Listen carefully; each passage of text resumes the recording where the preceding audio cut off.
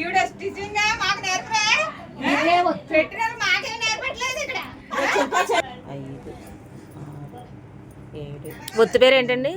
9, 10 బ్రహ్మముడి ఒత్తు. ఓకే. 12, 54 పోగులా? 15. ఇది 54 ఒత్తులు, ఇది 54 ఒత్తులు. దీన్ని బ్రహ్మముడి ఒత్తు అంటారు. దీన్ని ఇలాగ పెట్టి ఇలాగ లాగాలండి.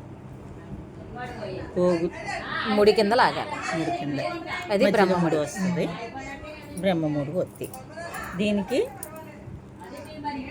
మళ్ళీ ఇంకొక 5 పోగులు వేసుకోవాలి. 1, 2, 3. ఒక పక్క 2, ఒక పక్క 3ను. దీన్ని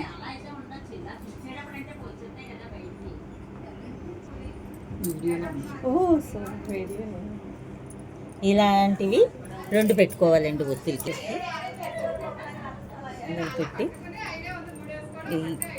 ఇలాగ పెట్టి ఇప్పుడు ఒత్తి నలపాలండి. పాలతో కానీ విభూతితో కానీ మనకి ఏది ఎలా అవైలబుల్ ఉంటే అది. చెయ్యాలి.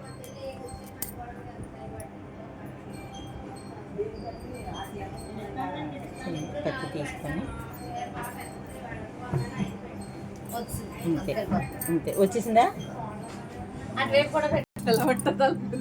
ఇదిగోనండి, ఇది బ్రహ్మముడి ఒత్తి.